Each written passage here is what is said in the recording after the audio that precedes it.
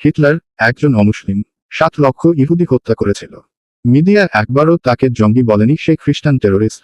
Joseph Stalin একজন অমুসলিম, সে 20 million মানুষ হত্যা করেছে এবং 14.5 মিলিয়ন মানুষ অসুস্থ হয়ে ধুকে ধুকে মারা গেছে। মিডিয়া একবারও তাকে বলেনি সে খ্রিস্টান টেরোরিস্ট। মাও সেতুং একজন অমুসলিম, 14 থেকে 20 মিলিয়ন মানুষ হত্যা করেছে। মিডিয়া একবারও তাকে বলেনি সে বৌদ্ধ টেরোরিস্ট। মুসোলিনি ইটালি 4 লাখ মানুষ হত্যা করেছে, সে কি মুসলিম ছিল? অন্ধ মিডিয়া একবারও বলেন নাই খ্রিস্টান টেরোরিস্ট। অশোকা কালিঙ্গা বেটল 1 লাখ মানুষ হত্যা করেছে, মিডিয়া একবারও তাকে বলেনি সে হিন্দু টেরোরিস্ট। আর জর্জ বুশ ইরাকে আফগানিস্তানে প্রায় 1.5 মিলিয়ন মানুষ হত্যা করেছে, মিডিয়া তো বলেন নাই খ্রিস্টান টেরোরিস্ট।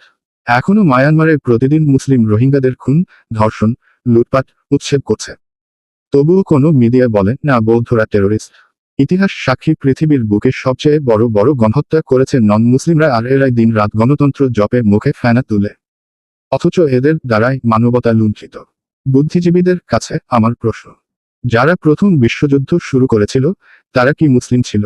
যারা দ্বিতীয় বিশ্বযুদ্ধ শুরু করেছিল তারা কি মুসলিম ছিল?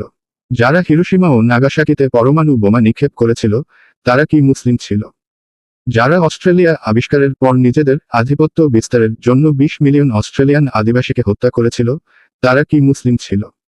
যারা আমেরিকা আবিষ্কারের পর নিজেদের প্রভাব বিস্তারের জন্য উত্তর আমেরিকাতে 100 মিলিয়ন এবং দক্ষিণ আমেরিকাতে 50 মিলিয়ন রেড ইন্ডিয়ানকে হত্যা করেছিল তারা কি মুসলিম ছিল?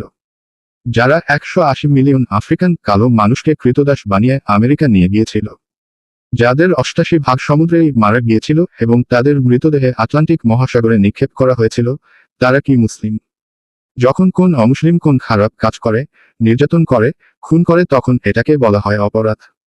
আর যখন কোন মুসলিম হাজার নির্যাতনের শিকার হয়ে একবার প্রতিবাদ করে তখন এটাকে বলা হয় মৌলবাদ, জঙ্গিবাদ।